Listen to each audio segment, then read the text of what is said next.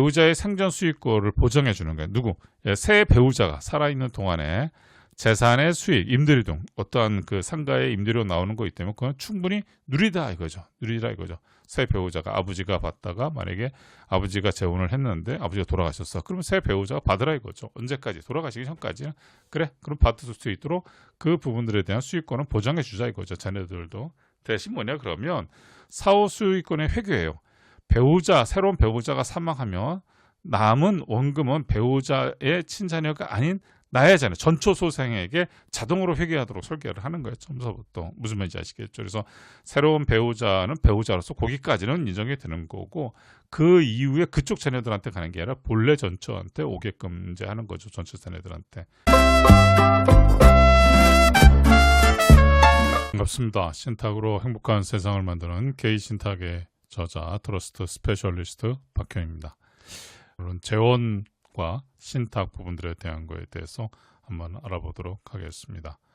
축복 뒤에 숨겨진 재산권의 충돌과 가문의 연속성 위기라고 하는 부제목을 가지고 시작해 보겠습니다. 새로운 가족, 애고된 폭풍, 재혼이라는 결합이 불러오는 법적 권리의 거대한 이동 부분들에 대한 것이 있습니다. 자, 권리의 충돌이 있습니다. 전처 자녀하고 새 배우자죠.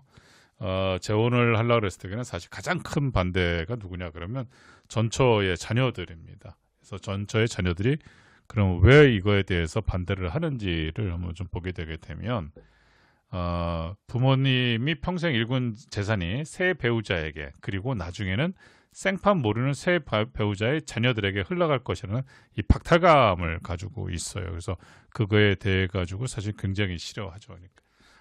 저쪽에도 자녀가 있다 그러면 그 자녀들 간에 또 충돌이 일어나는 것이 상당히 비일비재하죠. 사실 많이 봐왔고요. 자, 또 새 배우자의 법적 권리예요. 다시 말해서 뭐냐면 혼인신고와 동시에 발생하는 강력한 상속권에 대한 가치가 생기는 거 아니겠습니까? 저 기여도와 관계없이 법적으로 보장되는 1.5 자녀들보다 몇 프로 50%를 더 갖는 거에 대한 것이 지분이 생기니까 자녀들이 생각해 보니까 이거 아닌 것 같은 생각이 들어서 반대를 많이 하죠. 내어간 산식이에요. 이거는 어쩔 수 없이 되는 형태가 되는 거죠. 그래서 민법상 배우자의 상속분은 자녀보다 50%를 가산이 되게 되어 있습니다. 그래서 자녀들이 1이라 그러면 1.5가 되는 형태가 되죠. 재혼 후 단 하루만 살아도 이게 법정이어야 되는 거예요. 새 배우자는 전처 자녀들보다 훨씬 강력한 재산권을 주게 된다는 거죠. 그래서 배우자들이 새로운 배우자들 항상 그래서 지분을 요구하죠. 그래서 이제 법적인 부분들에 대한 걸 해달라라고 하죠.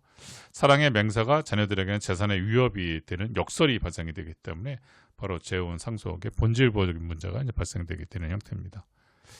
재산의 유출 경로가 되는 거죠. 내가 죽은 뒤에 내 재산은 그럼 어디로 흘러가는가를 보면은 알 수가 있어요. 낯선 이에게 흐르는 부분들에 대한 돈이 이제 흘러가는 거죠. 그래서 갑자기 이게 툭 튀어나와가지고서 먹고 튀는 부분들에 대해서 상속의 위험이 되는 건데 내가 먼저 사망하면 재산의 상당 부분이 이 새 배우자에게 상속되는 거죠. 그렇죠. 1.5가. 이후 새 배우자가 사망하면 그때 이제 그 시점에서 그 재산은 전처 자녀가 아닌 새 배우자의 친자녀에게 고스란히 넘어가는 거죠. 그러니까 남한테 넘어가는 거예요. 내 가문의 재산이 피해물 섞이지 않은 남에게 이전되는 상속의 블랙홀이 발생이 되는 거니까 이 전처 자녀들 입장에서는 이제 사실 굉장히 반대하는 이유 중에 가장 큰 반대가 이 부분이에요. 이 부분.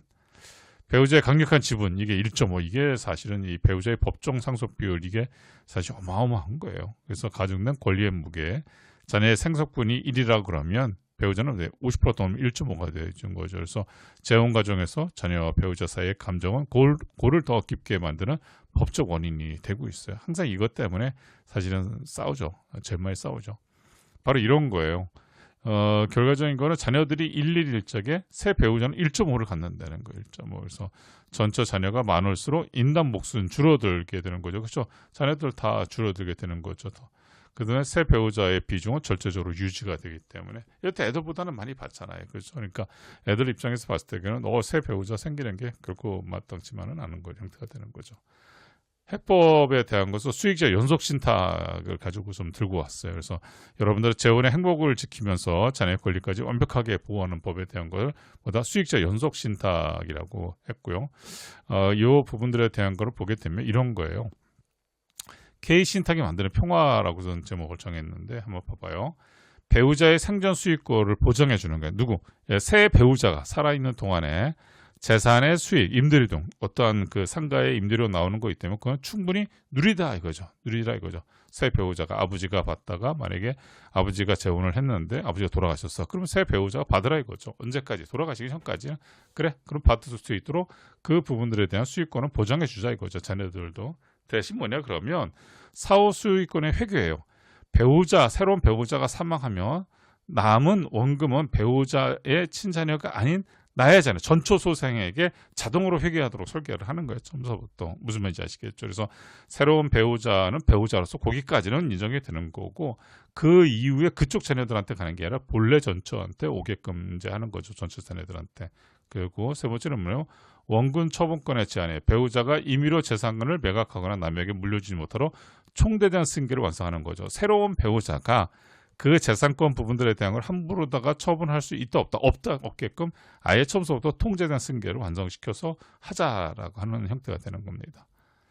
자, 재혼 가정의 상속 안전망 구축 로드맵은 간단합니다. 자산 구성 분석을 하는 거예요. 그래서 전처 자녀와 새 배우자 간의 상속 시뮬레이션 부분들에 대한 걸 진단해 보는 거예요. 그래서 자녀들이 각각 몇 명씩 있으면 이거를 가지고서 재산은 어떻게 되어 있는지 이런 걸 파악을 하는 거고요. 그 다음에 배우자 상정 수익권 부분들에 대한 걸 인정해 주는 거예요. 오케이.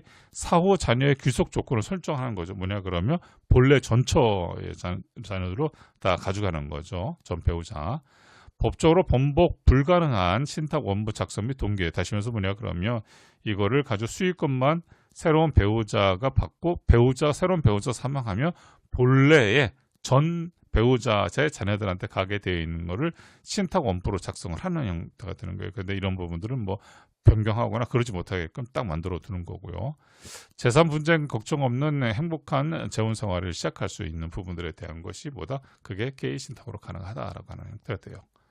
자, 그래서 재혼의 축복이 가문의 비극이 되지 않도록 K 신탁이 가장 정교한 답을 드릴 수 있는 게 사실 이 신탁밖에 없어요. 신탁 위에 다른 것으로다가 해가지고선 이 자녀들의 불만과 자녀들의 불안을 씻어낼 수 있을 것 같다. 그다음에 새 배우자에 대한 걸 이게 신탁밖에 없어요. 그래서 재혼을 두시는 분들 요즘에 그런 부분들에 대한 강의 요청도 많이 들어오는데 결과적인 뭐냐면 재혼을 하시려고 하는 분들은 신탁의 가이드라인을 잡으시는 게 가장 필수적인 거예요. 혹시 그런 부분들에 대한 것 중에 필요하신 게 있으시면 여기에 상담 전화번호 010-4891-3667로다 문자 주시게 되게 되면 그런 가이드라인 부분들에 대한 거를 잡아드리고 그렇다 그러면 이제 전처의 자녀들하고 또 새로운 배우자의 전쟁은 더 없게끔 말끔하게 정리될 수 있다는 걸 말씀드릴 수 있습니다.